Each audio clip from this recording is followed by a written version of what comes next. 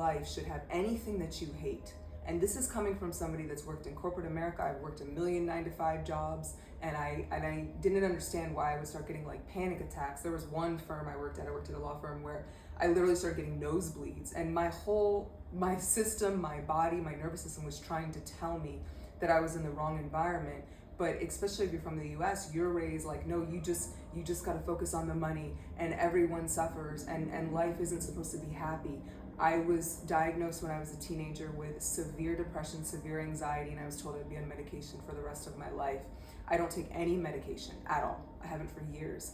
I wake up and my set point is joy and peace. I have calm in my life.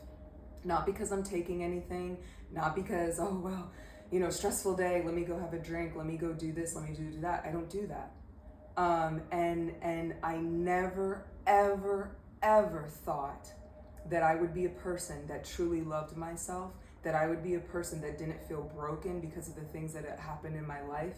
I never thought that I would be free from, just mental illness, from just struggling just to get up out of bed, just like, oh, fuck, it's another day. So I'm not talking from a place of berating anyone, whether you're a jealous person or you're a judged person, or you're both. I don't know, maybe you're, you're mixing it up.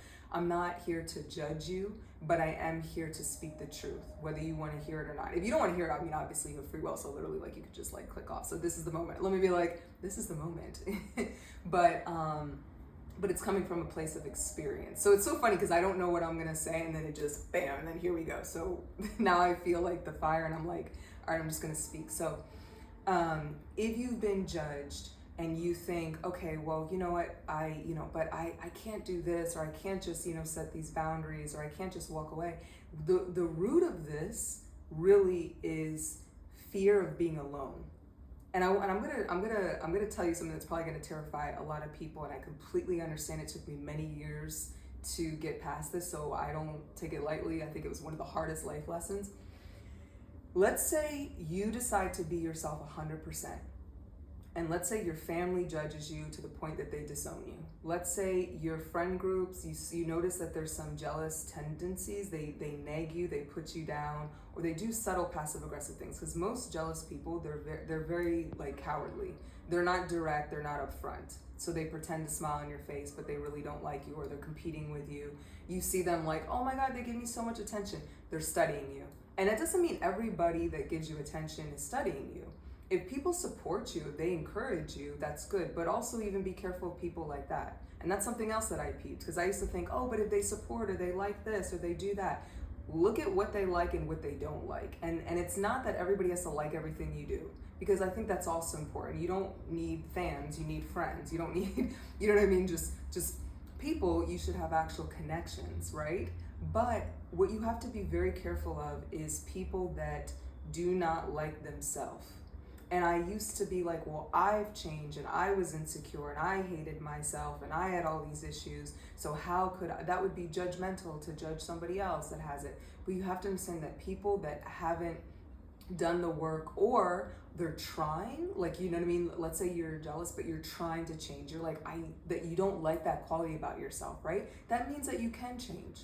So even though I might be obviously talking about how negative of this trait is, let me implore you to maybe work on this and say, you know what, let's say you're like, you know what, I hate that I compare myself to my best friend, or I hate that, I keep trying to love myself, but I keep seeing these women on TV, or I see, women in a magazine, or I see this, or I see that. And man, there are a lot of alarms today. I don't care. I am not editing this. That's the whole point of this. So you're going to hear, just pretend it's ASMR. Alarm and puppy edition, okay? I don't care. Anyways, as I was saying, it's so funny because I'm like, why? Like, literally, there's no noise before I started this. I'm like, oh, peaceful, very peaceful. So, but I do pray for whoever's in that ambulance that they'd be safe and they'd arrive there whole. But anyways, I can talk louder. So, anyways, you have to understand that this is something that can change, right? And now, yes, I haven't suffered with jealousy, because I kind of look at it like, if people had a normal childhood, or they have both parents, or if they, they were raised with money, or whatever, right? I'm happy for them. Like, cause you have to kind of look at it like, instead of looking, okay, here's another thing. Instead of looking at people as competition, look at them as inspiring, right? So if I see somebody and they're doing amazing things and they're multi-millionaires and they, you know, they live this amazing life and they travel and they do this, they do that or whatever. They have this amazing family and, you know, a great partner. That's inspiring.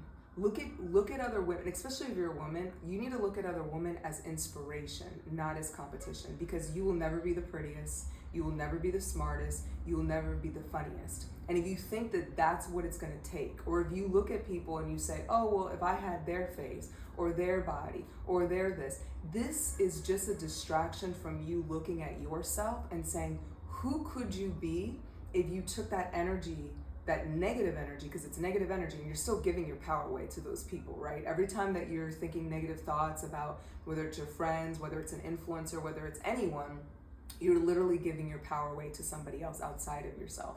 And it's literally creating a loop of self-hatred and about how you're not enough. And then guess what? The universe is going to bring even more people for you to be jealous of, because you're going to continue that loop. You're basically telling the universe or God or whatever, source energy or just energy, if you're atheist or whatever, scientist, I don't know, that this is the experience that I want to keep experiencing. That's why I keep focusing on it. This is, you know what I mean? This is the experience of feeling not enough. And you can feel not enough and still not put other people down. You can actually be happy. I know it's hard to believe. You can actually be happy for people that have the things that you want one day, or the things that you one day, you know, maybe you did have or you don't, or you're close to it, or they have more of what you want. I don't, you know, whatever it is, you can be inspired instead of like literally like going behind the scenes and being like a snake. I mean, that doesn't make you more attractive, by the way. Like, and listen, women that think like, oh, you know, my boyfriend or this guy, he likes that I'm jealous. No, his ego likes that you're jealous because he thinks that he owns you.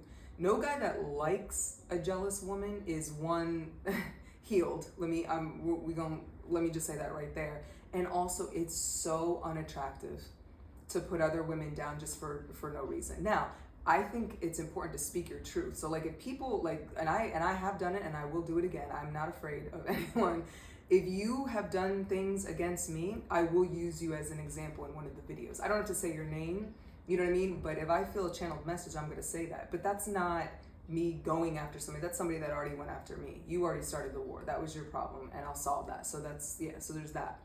But I think if people are just minding their own business and having peace, and you're literally like just going after them, that doesn't make you more attractive. That's an ugly trait. And I'm not saying you're an ugly person if you have it. I'm saying the trait itself is ugly and you want to fix that. Now, let's say that you're with somebody or you like somebody who has a wandering eye, and they constantly make you feel like you're not enough, right? And now people will be like, no one can make me feel inferior without, yeah, I get it, without like